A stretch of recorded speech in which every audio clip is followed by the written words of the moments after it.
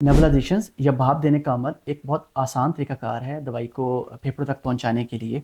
इसमें कुछ बेसिक सी हमारी रिक्वायरमेंट्स होती हैं, जैसे एक नेबुलाइज़र मशीन है जो कि पाकिस्तान में मुख्तलिफ कंपनीज बनाती हैं, जैसे फ़िलिप्स रेस्टोरॉनिक्स है या फिर सर्टीज़ा है, ये अच्छी मशीन्स बनाती हैं। इसके अलावा जो है हमें नेबुलाइजेशन किट चाहिए होती है सारी, विद मास्क, नॉर्मल सलाइन चाहिए है फ्यू एमएल, और इसके अलावा कुछ मेडिसिन्स हैं जो कि हमने नेबुलाइजेशन में इस्तेमाल करनी है। उसमें कुछ ब्रोंकोडाइटिस ड्रग्स भी हो सकती हैं, ड्रॉप्स हैं, एम्प्यूल्स हैं। इसके अलावा कुछ मेडिसिन्स या एंटीबायोटिक्स अगर देना मकसूद हो नेबुलाइजर मशीन के ज़रिए से, इवन हाइपरटोनिक सलाइन है, मुख्तलिफ मेडिकल कंडीशन के हिसाब से जैसे एडवाइस किया जाता है, तो वो चीज़ें आपको साथ चाहिए होंगी। सबसे पहले नेबुलाइज करने के लिए आप उसमें डाइल्यूशन के लिए सलाइन इस्तेमाल कर लेते हैं, जो कि ऑलमोस्ट 2 ml भी इनफ होता है।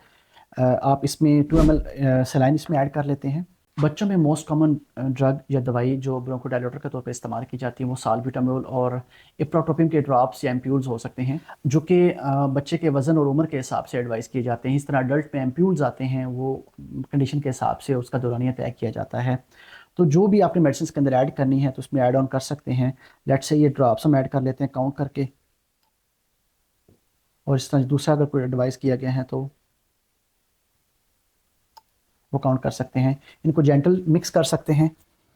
इसके अलावा अब इसको जो है जस्ट आपने ऑन करना है नेबुलाइज करने के लिए। बच्चों में स्पेशली ये बगैर मास्क के भी इस्तेमाल कर सकते हैं। बच्चे बहुत इरिटेबल होते हैं, बट आइडियली विद मास्क ही है, मास्क लगाना आसान है।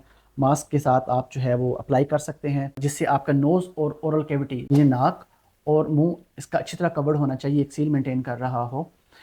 इससे नॉर्मल जो है वो बस सांस ब्रीद इन ब्रीद आउट करना है, और 5 to 15 मिनट्स की नेबुलाइजेशन इनफ होती हैं, काफ़ी होती हैं।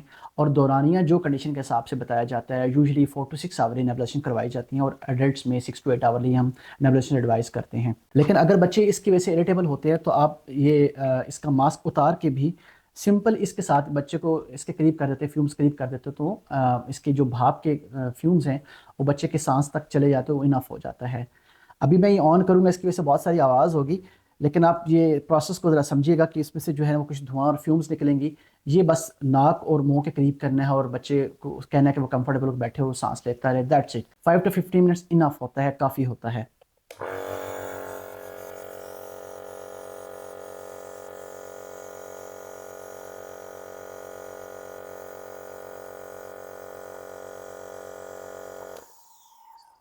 तो इस तरह एक बहुत इजी प्रोसेस होता है मेडिसिन को डिलीवर करने का, और एक बहुत सेफ मेथड होता है। ये एक ड्रग ऑफ चॉइस है, स्पेशली लंग्स की अगर ऐसी कोई कंडीशन है जिसमें सांस की जकड़न है, खांसी है, सांस में सीटी की आवाज़ आती है, या खड़खड़ रेशे की आवाज़ है, या सांस में कोई दिक्कत है या कोई आजमाइश है, तो ऐसी कंडीशंस में एडवाइस की जाती है। या कोई खुदा न खास्ता ऐसी मेडिकल कंडीशन है जिसमें कोई एंटीबायोटिक्स या कुछ और ड्रग्स डिलीवरी का मेथड हो सकता है। बहुत सारी मेडिकल कंडीशन ऐसी हैं जिसमें नेबुलाइजेशन एडवाइस की जाती है, जैसे ब्रोंकियल एस्थमा है, सीओपीडी है, ब्रोंकिक्टिसिस है, सिस्टिक फाइब्रोसिस है, या इंटरस्टिशियल लंग डिजीज़ है। ये लंग की कोई भी ऐसी इलनेस है, क्रॉनिक इलनेस है, एक्यूट इलनेस है, या इवन नमूनिया के अंदर भी नेबुलाइजेशन एडवाइस की जाती हैं। सो जो इंडिकेशन है उसके मुताबिक जब एडवाइस की जाती हैं तो ये एक बहुत सेफ मेथड होता है। इसकी वजह से कोई एडिक्शन नहीं होती, कोई डिपेंडेंसी नहीं है। ये बहुत ईजियर मेथड है, कोई हाई डोज मेडिसिन इस्तेमाल नहीं की जाती। It's very safe and it's very easy, और ये ड्रग ऑफ चॉइस होती है। उम्मीद है कि ये इन्फॉर्मेशन आपके लिए बहुत ज़्यादा बेनिफिशियल होगी। अपना और अपने प्यारों का बहुत ख्याल करिएगा। अस्सलाम वालेकुम।